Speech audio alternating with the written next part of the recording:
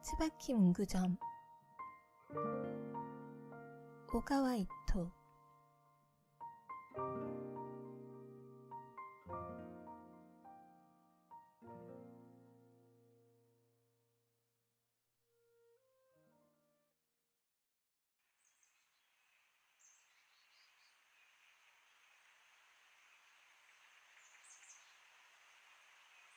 제1장 여름.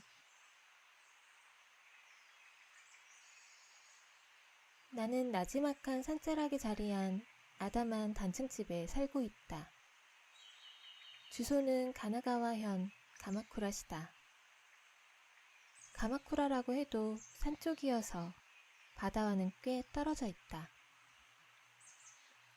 전에는 선대와 살았지만 3년 전에 선대가 세상을 떠나고 지금은 오래된 일본 가옥에서 혼자 산다. 하지만 언제나 주위에 사람 기운이 느껴져서 그리 외롭진 않다. 밤에는 고스트타운 같은 적막함에 둘러싸이는 이 일대도 아침이 되면 공기가 움직이기 시작하며 여기저기서 사람들 목소리가 들려온다. 옷을 갈아입고 세수를 하고 나면 먼저 주전자에 물을 받아 끓이는 것이 아침 일과다. 물이 끓는 동안 빗자루로 마루를 쓸고 걸레질을 한다. 부엌, 텐마루, 사랑방, 계단 순으로 청소한다. 도중에 물이 끓으면 일단 청소하던 손을 멈추고 찻잎 넣은 찻 주전자에 뜨거운 물을 가득 따른다. 차가 우러날 동안 다시 걸레를 들고 마루를 닦는다. 세탁기까지 돌리고 나면 그제야 부엌 의자에 앉아 뜨거운 차를 마시며 한숨 돌린다. 찻잔에서 향긋한 향이 피어오른다. 교반차가 맛있다고 생각한 것은 최근이다. 어릴 때는 어째서 선대가 굳이 마른 잎차를 우려서 마시는지 이해하지 못했다. 지금은 한여름에도 아침부터 뜨거운 차를 마시지 않으면 몸이 깨어나지 않는다. 멍하니 교본차를 마시고 있는데 옆집 계단 층계참에 있는 작은 창이 천천히 열렸다. 옆집에 사는 바바라 부인이다. 외모는 100% 일본인이지만 어째선지 다들 그렇게 부른다. 어쩌면 예전에 외국에 산 적이 있는지도 모르겠다. 포포 안녕? 바람을 타고 서핑을 하는 듯 경쾌한 소리다. 안녕하세요. 오늘도 날씨가 좋네. 나중에 차라도 마시러 와. 나가사키에서 카스텔라가 왔어. 고맙습니다. 바바라 부인도 좋은 하루 보내세요. 1층과 2층 창 너머로 아침 인사를 주고받는 것이 일과다. 매번 로미오와 줄리엣이 떠올라 쿡쿡 웃음이 난다. 물론 처음에는 당황했다. 옆집의 기침소리, 전화소리, 때로는 화장실 물 내리는 소리까지 그대로 들리는 것이다. 마치 한 지붕 아래 함께 사는 듯한 착각이 들었다. 의식하지 않아도 저절로 상대의 생얼음이 들린다. 최근에야 겨우 자연스럽게 인사를 나누게 됐다. 바바라 부인과 인사를 하는 것으로 나의 하루는 본격적으로 시작된다. 내 이름은 아메미야 하코토라고 한다. 이름을 지어준 사람은 선대였다. 유래는 말할 것도 없이 스루가옥 하치만궁의 비둘기다. 하치만궁의 8팔자가 2마리의 비둘기가 기대어 있는 모양처럼 생겼다. 그래서 철이 들 무렵부터 다들 포포라고 불렀다. 그건 그렇고 아침부터 이 습기는 정말이지 넌덜머리 나네. 가마쿠라의 습기는 장난이 아니다. 가꾼 프랑스빵은 이내 눅눅해져서 곰팡이가 피고 원래는 빳빳해야 할 다시마조차 이곳에서는 흐물거린다. 빨래를 널고 나면 그 길로 쓰레기를 버리러 간다.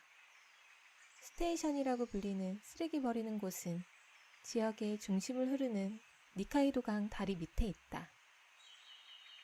일반 쓰레기 수거는 한 주에 2번 한다.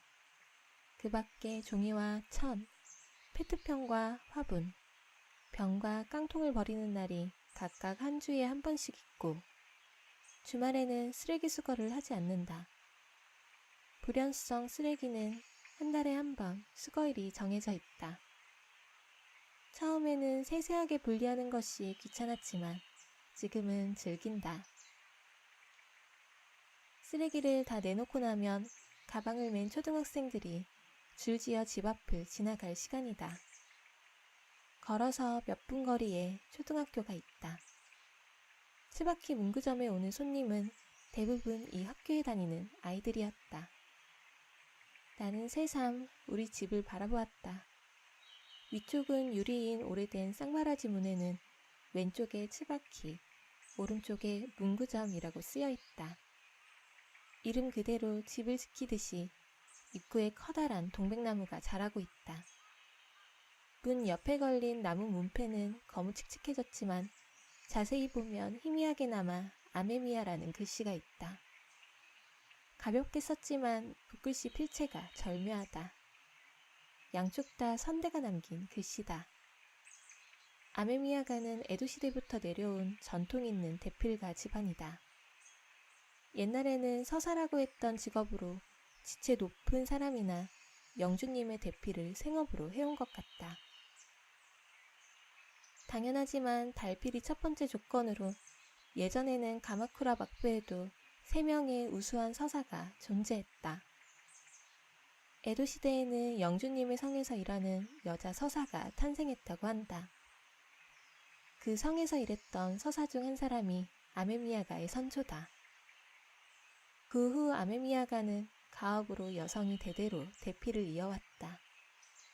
10대째가 선대이고 그 뒤를 이어받아 어쩌다 보니 내가 11대째가 됐다. 참고로 선대란 혈연관계로 보면 내 할머니다. 하지만 할머니라고 제대로 부른 적이 한 번도 없다. 선대는 대필을 해서 홀몸으로 나를 키웠다. 다만 옛날과는 달리 요즘 시대의 대필가는 축의금 봉투에 이름을 쓰거나 기념비에 새길 글을 쓰거나 명명서나 간판, 사원을 쓰는 것이 주요 업무 내용이 됐다. 선대도 의뢰가 들어오면 노인클럽 게이트볼 우승자에게 주는 상장이나 일식집 메뉴판, 이웃집 아들이 취업활동에 쓸 이력서 등 글씨를 쓰는 일이라면 무엇이든 다 했다. 간단히 말해서 글씨 만물상 같은 것이다. 표면상으로는 마을 문구점에 지나지 않는다. 나는 마지막으로 문총 앞에 새 물을 떠다 놓았다. 단순한 돌이라고 생각하기 쉽지만 아메미야가에서는 불상보다 소중한 것, 요컨대 편지 무덤이다. 지금은 문총을 둘러싸듯이 범부채가 흐드러지게 피었다. 이상으로 아침 일은 끝이다. 앞으로 츠바키 문구점을 여는 9시 반까지는 잠시 자유시간이다. 바바라 부인의 집에 가서 아침을 먹고 휴식 시간을 함께하기로 했다.